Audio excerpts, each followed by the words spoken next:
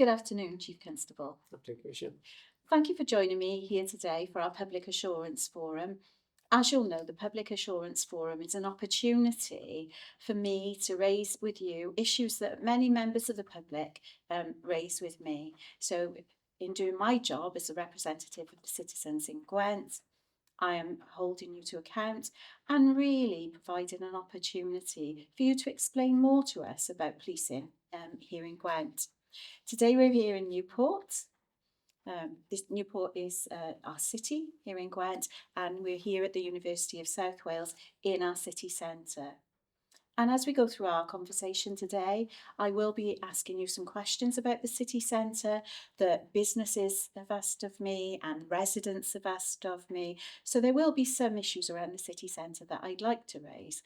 But firstly, I'd like to start on a topic that I know that you're very passionate about, that I've got a commitment to addressing in my police crime and justice plan, and that is violence against women and girls and the wider vulnerability aspects that I know that we've both got concerns about. Recently, the case made the national news, as you'll be aware, of three teenage boys in England, and this has caused a ripple of concern across many groups and many communities in both England and Wales, in fact, the whole of the UK. And I've had many women raise this issue with me.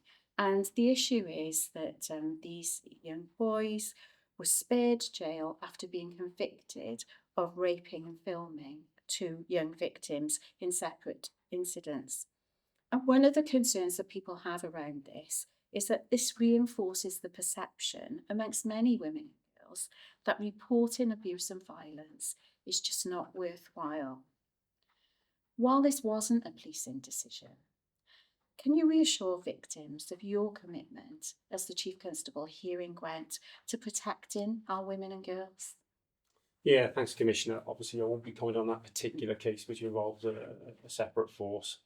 But what I would talk about is from a Gwent focus, the strong intention that I have, which I hold as a real priority, which is in line with the governmental priority of reducing violence against women and girls, and that is threaded really through much of my policing plan, in line with your Commissioner's plan as well. I think it's for me, it's an area that I've heavily invested in with regard to resources. We are an Operation Soteria force. We have been since 2022, which means that we're a force that really focuses our energy, our resources on addressing violence against women and girls, and particularly rape and serious sexual offences and crimes of a similar nature. So we've got bespoke specialists who deal with these types of incidents and crimes, addressing vulnerability as a real priority, real professionally trained individuals. We've also invested heavily in the fact that our sexual offences liaison officers, all of them, the actual trained officers themselves, are females, because we know that female victims get more confidence from dealing with female sexually offence liaison officers. We've recently been subjected to inspection by the National Centre on Violence Against Women and Girls, and we've had some very positive commentary back on where we are as a force. By comparison to other forces, we are at the moment the top force within Wales for getting positive outcomes from rapes and sexual offences through to their outcomes in court. Now, we're by no means a finished product in there, because these are offences that by their nature are very difficult sometimes to prove, sometimes historic, sometimes needing additional forensic and other evidential requirements. But we work very hard on doing that, and we are very much an improving force in relation to that. Obviously, detection of such offences is really important, but not more important than prevention. And being in the city centre now, I think it's really important to talk a little bit about what we do to try and prevent these offences in the first place. So as an organisation, we've set up an operation called Operation Vigilant, which specifically is a combination of overt, uniformed and covert plainclothes officers being out in the city centre in the late night economy to look out for females and make sure that they're not in a vulnerable position by really targeting exploitive potential male suspects who are acting in a suspicious manner. And we're invested in that. We've actually rolled that operation out to other parts of Gwent too, but it is a specific one that we focus on within Newport City Centre to try and address these particular issues. Going back to your question slightly, I will say that I've got a very joined up approach with our Crown Prosecution Service locally in Wales as well. I meet every month with the Crown Prosecution Service lead, and we discuss profile cases, trying to definitely make sure that we can get positive outcomes from types of offences like this, whereby, you know, victims would be understandably very, very traumatised by these types of offences. So it's an absolute priority for us in Gwent as a police force, for our joined up criminal justice partners too. And I just want to give that reassurance to our public that those types of offences, we would really, really be doing our very best to get the best positive outcome we could on, if indeed they happen in the first place. It's really positive to hear you say that and to provide that assurance, because I know that that's something that people are concerned about. And through the work of the Office of the Peace and Crime Commissioner, and you know the work that I do, we provide a lot of support for victims and specialist support as well for victims of that type of abuse and violence. Having worked closely with many of those victims, one of the issues that emerges in discussion with them is that very often women feel afraid to come forward because they feel that they won't be supported by the police. And some of the women that I've talked to about this, who've reported incidents, say that they may have been asked questions that they felt were inappropriate, such as asking them about their clothing or their appearance or whether they'd been drinking, leaving them feeling blamed. And there is a sense, I think, that when people share experiences like that, it can deter other people from reporting. And you've explained to us the makeup of the team and the training that's in place so that your officers can really support those victims when they do come forwards. What reassurance can you give to victims that they will be listened to, they will be believed, and they will be treated with respect, without judgment? Because I know for many people, the stigma of that still remains an issue. Absolutely, absolutely. And I think there's no getting away from the fact that policing and the whole of public service has had to really develop a lot from where it was decades ago. And it's something that we've got to maintain a real priority focus on. Getting the victim's confidence is paramount to having accurate reporting. I think historically we've seen underreporting, and we're actually, what I'm greatly encouraged by now is that we are actually seeing people having the confidence of coming forward and reporting offences that they were subjected to years ago because they feel more likely to be believed now. That's really important to maintain that focus. Every victim experience reflects our service, and victims definitely share their sentiment of how they feel they've been treated with. Now, the last thing I'd want for a victim, and especially a victim for such a traumatic offence as rape and serious sexual offence, is to be re-traumatised. We've got to make sure that we make the victim experience and journey as empathetically understood as we possibly can. We need to support victims through the difficulties of coming forward and reporting these types of incidents so that we don't unnecessarily make them relive that dreadful adverse experience. And that requires a really joined up approach with our criminal justice partners as well, to make sure that we can get people to, when we get detections of those types of offences, that we can get them before courts at the first available opportunity, to ensure that they go through that criminal justice system and the right outcome is actually had at the end of it. So really, it's all I can do is reassure that that is a real focus for us as a force. We've invested in people who've got real expertise and training in that. We're working with partner agencies as well to try and make this a more approachable environment. We've got areas and buildings that we'll try and make that as sensitive as possible when people are brave enough to come forward and report these types of offences, and that's something that will definitely be maintained and improved all of the time as we move forward. Thank you for that, Chief Constable, and I'm sure that the people watching this will be able to take that assurance from it.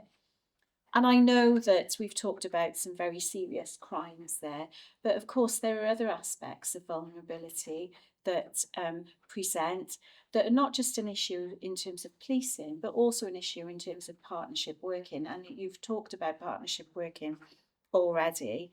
Um, I'd like to raise with you a specific incident that relates to partnership working and vulnerability, because a number of people across Newport have taken the time to contact me to express their concerns in relation to this. And I know it's an issue that you are aware of, that I have raised with you previously, but I think it's important for our citizens here in Newport and across the whole of Gwent to know that we do take these issues very seriously. And you'll know that very recently there was an incident here in Newport that gathered a lot of attention online. There was a lot of online discussion about it. I received a number of direct queries and complaints about it. People really expressing concern and real worries about an incident that they witnessed. Many of the people who wrote to me had actually tried to help and provide assistance with that incident as well. So, and the incident involved a naked woman running through the streets here in Newport who was in a great deal of distress. And it was very difficult for, I think, any of the witnesses or any of the people who were trying to provide her with support when she was in that position to actually engage with her, because her distress was at such a high level. Now, people who've mentioned that to me have also fed back to me that when they contacted the police said that it wouldn't be an issue for them, that they refused to come out to the incident. Now, the view of the people who've spoken to me about this have said that they felt witnessing this incident that this lady was a threat to herself, possibly others, and was certainly incredibly vulnerable. So, Chief Constable, why wasn't there a police response to that incident? Yes, so thanks, Commissioner. I know you have raised this issue before, and obviously an incident like this is one that I would like very much for the person concerned to receive a good service and treatment from the relevant public services, including policing where required. I think it's important to sort of say, before I talk about this particular incident, that nationally we are signed up to a programme of work working alongside the Ambulance Service Trust, in this case the Welsh Ambulance Service Trust, working alongside them to produce Right Care, Right Person. And that programme of work, Right Care, Right Person, is to try and make sure that the person involved in the call or the incident has the right individual come to them straight away, so that they can get the best support and service straight away from the right people who've got the abilities, skills, expertise, and aftercare. In particular instance, we know that there's been a big increase over recent years over incidents involving people with mental health. And from a policing perspective, the last thing we want is people with mental health issues to feel worried or concerned that the agency turning up is policing, and they're going to be unnecessarily criminalised. That's the last thing we want with someone who's got a mental health episode to feel. So sometimes we are not the right agency to have that primacy response. However, what I will also say is, though Right Care, Right Person is something that we work to with our partners, I strongly feel that I never want us to be an agency that says no to anyone. So if there is ever an argument over agencies doing the right thing, we will step into that gap, and we can have that conversation after the incident's been dealt with and the person's being dealt with effectively, and we put care into place. With that particular incident involving that lady, obviously there was a number of calls initially into our control room about the lady concerns over she was suffering a mental health episode. My understanding is that initial response we could have undertaken better. Some elements of feedback in relation to that operator has happened and been spread throughout our control room. However, what happened was during that incident, the actual lady went into some private premises and was receiving some care. The service provision was therefore transferred, because it wasn't an immediacy aspect out in the public domain anymore for policing. So the right agency coming to support was paramount, based on what I just informed you. And then the lady went back outside. That then became a policing issue again. So that's when policing did attend. Now, obviously, some learning to come from that in relation to making sure that the relevant people to deal with the matter are there before we stand down policing. Something that we've reflected on, put some training into place to ensure that we don't have that repercussion again. But working with our partners to make sure that we get the right agency at the right place at the right time is something that we continue to work with. So our citizens in Gwent then can take assurance from the fact that not only are you re-emphasising that partnership working and ensuring that the right partners are in the right place at the right time, but also taking the learning from this particular incident in order to ensure that the likelihood of anything like this arising again is reduced. Definitely. I feel really strongly about this as a service. I never want to be in charge of an organisation that's a blame organisation. I think accepting responsibility when you've got things wrong is really important, and we clearly had some issues here where we got some things wrong, but this is about continuously reflecting and keeping learning so that we can provide a better service for the future. And that's the really important part for me, and I need that from our staff as well to undertake that, because they do a fantastic job. I will emphasise that. We are one of the top performing control rooms within the whole of the UK, with 999 calls and 101 calls. Tremendous performance that has been sustained over the best part of 2 years now, whereby we're in the top 5 of the 43 forces, and sometimes top 3 and sometimes top, as I've mentioned to you before. And our staff in that control room who do a really difficult job are doing it in a great way on a daily basis. But it doesn't mean that every time you get something right.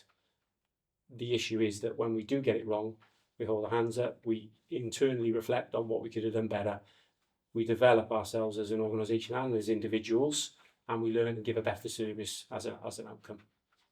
Thank you for that, Chief Constable, and I'm sure that our residents will take great assurance from that very candid response. So thank you, I do appreciate that. Sticking with the city centre, and we know that, again, city centre has been the focus of a lot of discussion lately.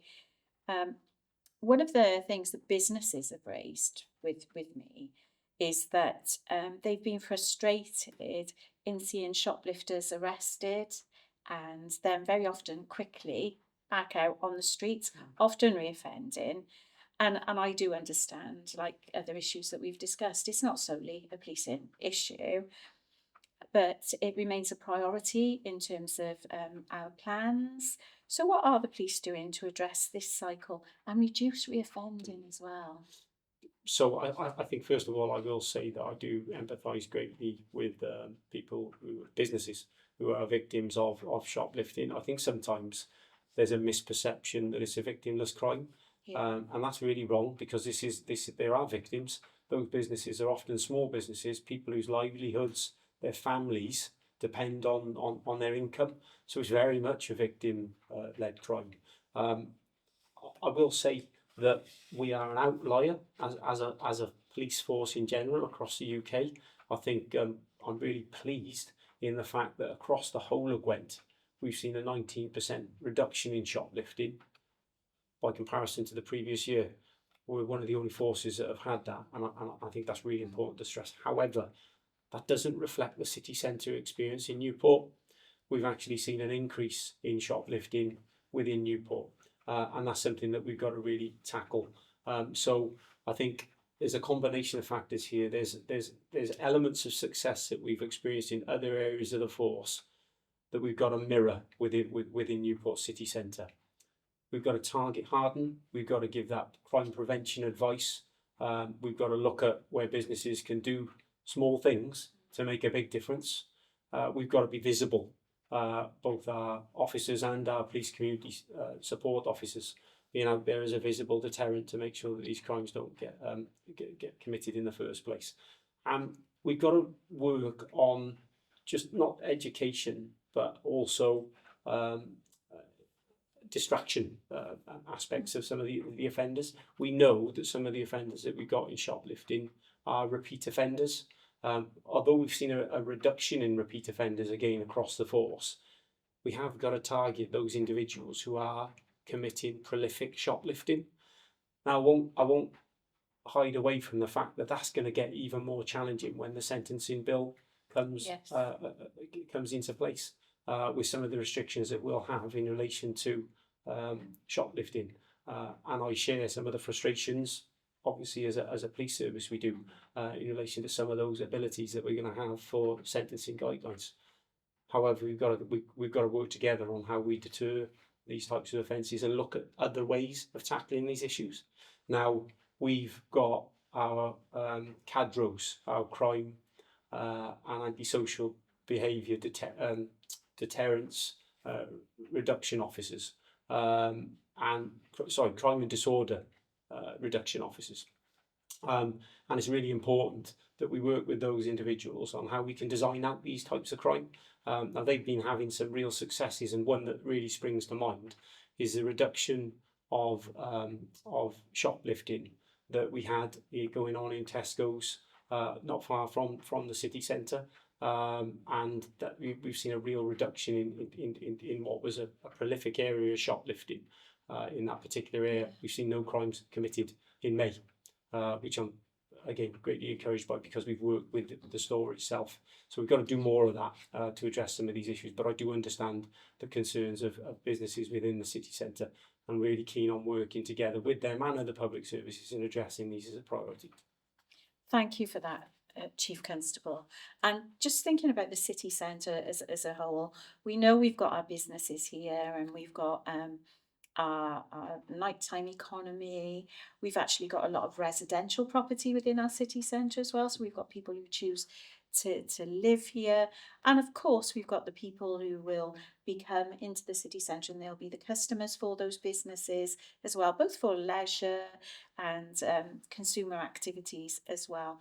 So there's a whole range of different people who, during the course of the day, over the course of a week, would come into our city centre and use the facilities and services offered in the city centre.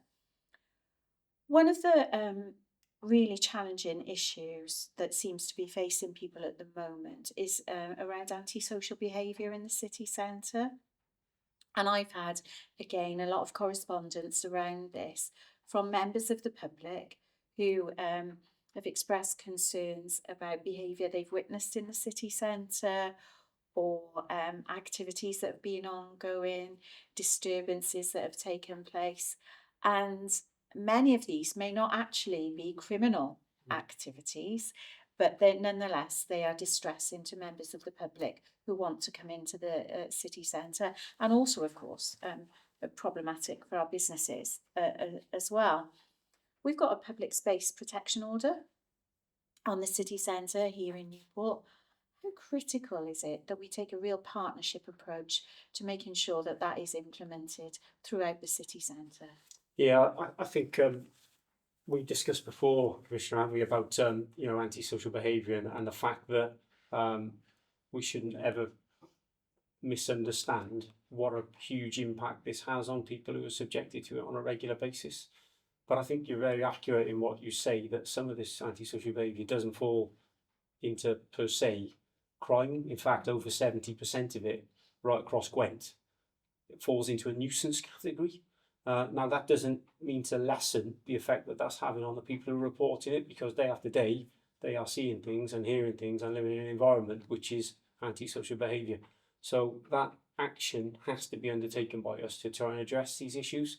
Now, obviously, you talked about the protection order in place, but those cadre officers that I've already discussed, they've already been working and are going to continue on working on addressing some of these issues in other ways. So criminal behaviour orders, community protection notices, we're already issuing those types of ways of dealing with those types of incidents within the city centre. But we've got to address these issues more, because I'm aware that antisocial behaviour, although it's gone up 2% across the force in the last year, we've had a bit of a focus of antisocial behaviour in the city centre and in particular areas of the city centre. So again, that visibility to deter, being able to move people on from repeat locations is really important to factor in, so that we can improve the quality of life of people right across the city centre. And I passionately would like to see that reinvigoration of the city centre as a thriving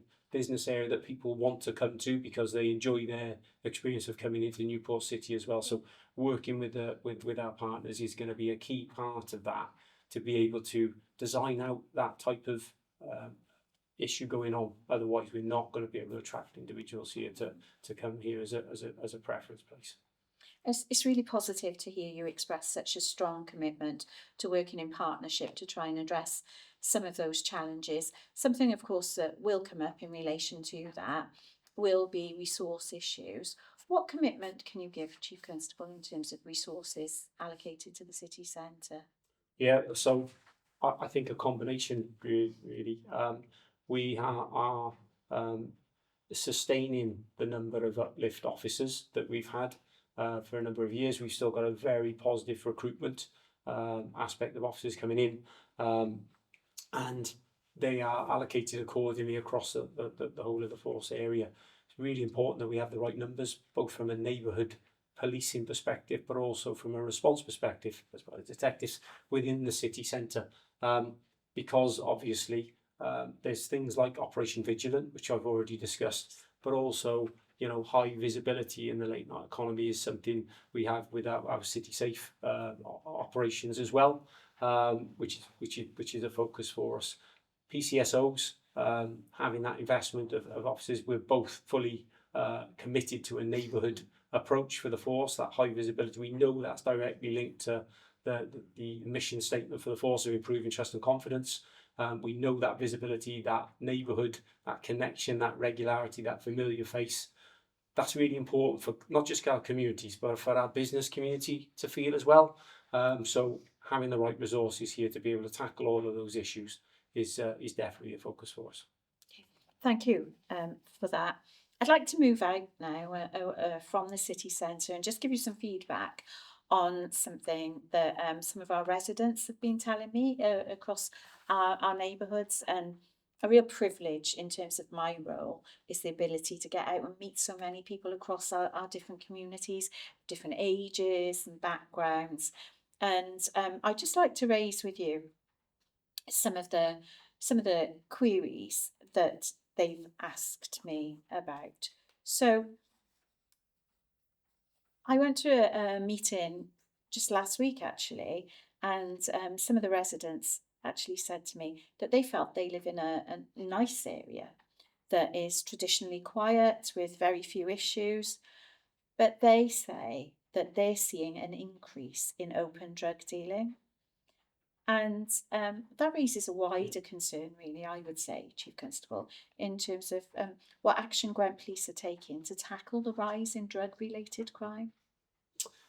So, first of all, I would thank the members of the public who highlighted that to you, and really encourage members of the public in general to report this activity. It is crime. It is, you know, drugs, substance misuse and supply of drugs is linked to so many things which lead on to other crimes and more serious crimes and incidents, and the amount of victims that are associated to a backlog, I suppose, of drugs when you look at the whole lifeline of an investigation is really impactful.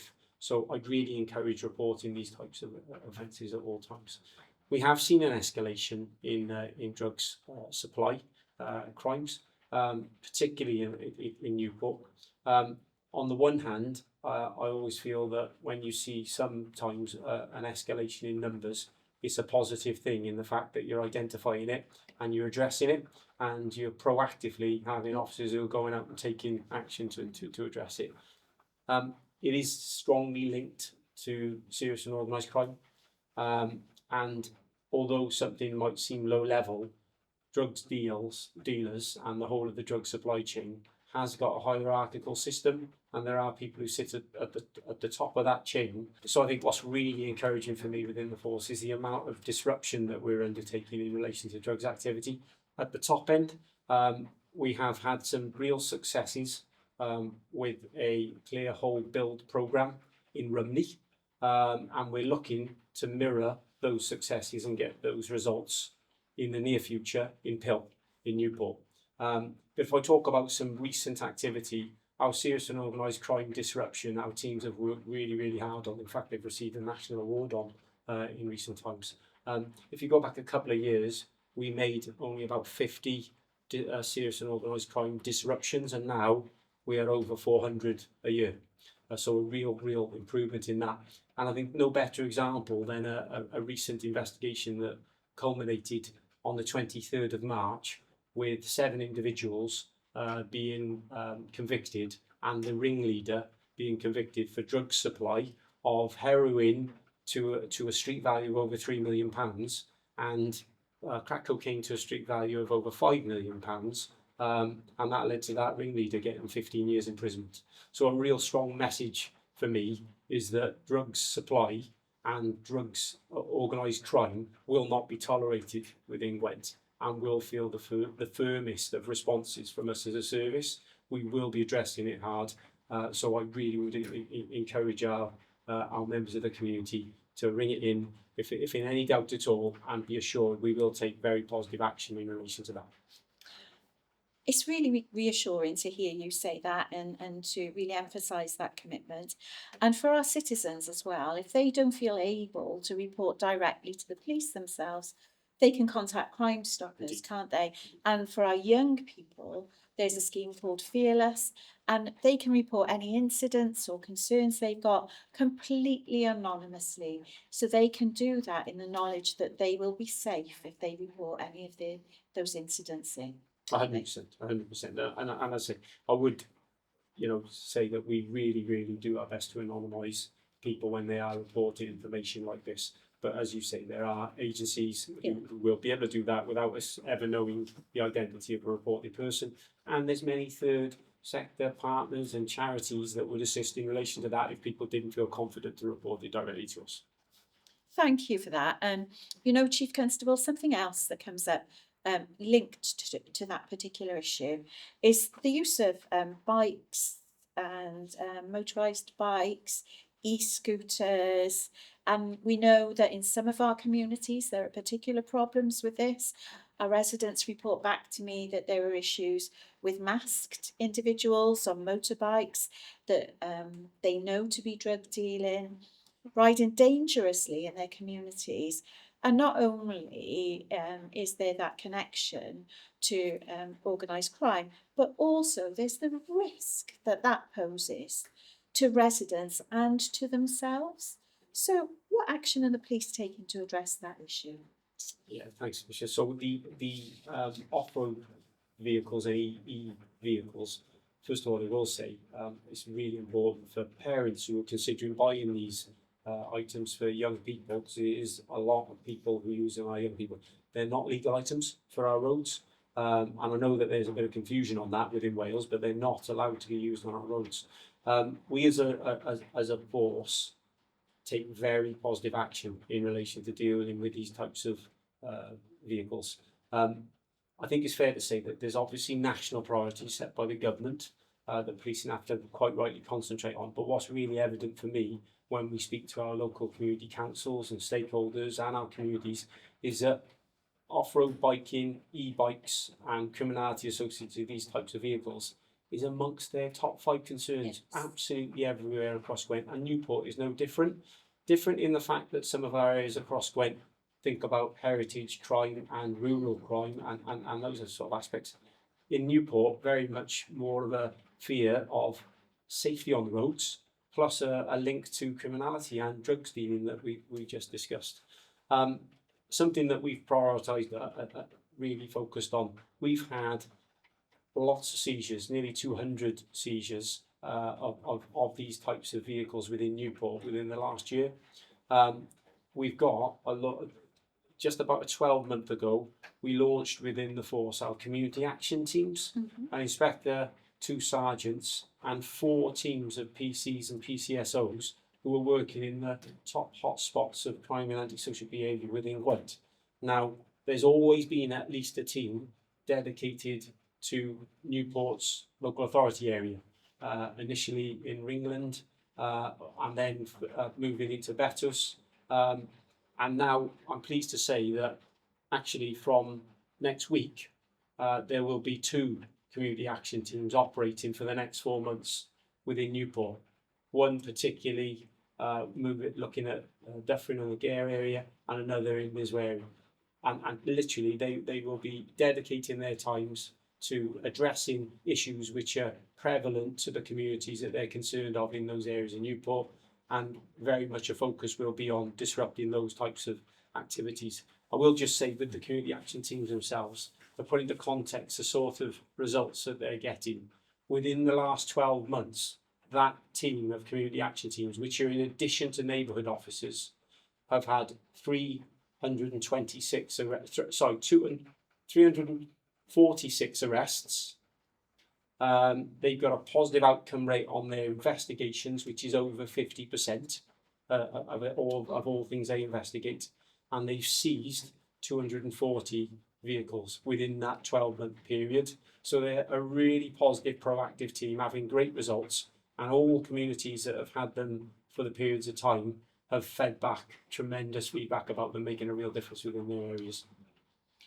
And it's really good to hear such positive performance data, but I'm sure the residents of Newport watching this, hearing that you're increasing that presence across our communities to address those issues that our residents raise, an issue for them on a daily basis. I'm sure that they'll take great assurance from that, and we look forward to receiving the information and the data on their performance as we go forwards. I think it's important to sort of say just on that subject as well, Commissioner, that we crush those vehicles when they're seized when we can to take them off the streets, but we can only operate with the public reporting to us that they know that these vehicles are in their area, and particularly they know where they're being stored, because we will take positive action. We will use drones to follow them when they're out being used. We've had some really well publicised positive outcomes from that, and so we work with partners like petrol stations as well on making sure that we're educating people to only give fuel to people who are responsible on the roads. So you're both addressing the challenge, but also within that reducing the risk to the public as well. And it's good to hear that, Chief Constable. Finally, I'd like to ask you, sticking with neighbourhoods and our communities, I'd like to share with you some conversations that I've been having recently with some young people from the African community living here in Newport and Pilgrentley about some of the issues they're encountering. And the feedback from those young people is really a stark reminder that young people still face bullying and racism and antisocial behaviour in our communities. And I know, Chief Constable, that together we've both expressed a very strong commitment to anti-racism and to community cohesion across all of our communities here in Gwent. Just reflecting on some of the experiences they've shared with me, can I ask you, what is Gwent Police doing to tackle racism and inequality for our ethnic minority communities? Okay, so what I'd say with that is that that's a real subject that's close to my heart. For nearly 2 years, I was the National Police Chief Council lead on hate crime. I still am the all Wales Criminal Justice Anti-Racism Plan lead. Part of the vision that I've got for the force, which all of the staff know, starts off with us being inclusive and caring and connected to provide that outstanding service to the people of Gwent. And inclusivity means inclusivity for everybody. Racism is something that I do not tolerate at all. I think we are in an environment nationally and internationally right now where we've got very divided communities. Unfortunately, some profile incidents can sometimes add fuel to that division. What's really, really important for me is that we don't contextualise that and take things out of proportion by dealing with everybody and villainising individuals based on isolated incidents. For me, this is about having an inclusive environment right throughout Gwent. So racism will not be tolerated at all. I understand, like many offences, getting confidence of victims to report things, it is really vital, because people have got to understand that we will be dealing with what they talk to us about really, really professionally and positively, and taking positive action. Now, obviously, there's elements involved in the scale of that. Part of that is education, and I think that's really important to understand. Education plays a vital part in relation to eliminating this long term. But taking positive action with hate-related acts, including racism, is something that we're dedicated to as a force. We have improved our detection rate on hate crimes when you compare us to where we were 2 years ago. Again, not to the level I would like, but nearly double where we were previously. And we really intend on continuing in relation to that journey. I want to give reassurances to the young people that you referred to there. I hate hearing the fact that they don't feel confident within their communities and they're being subjected to that sort of behaviour.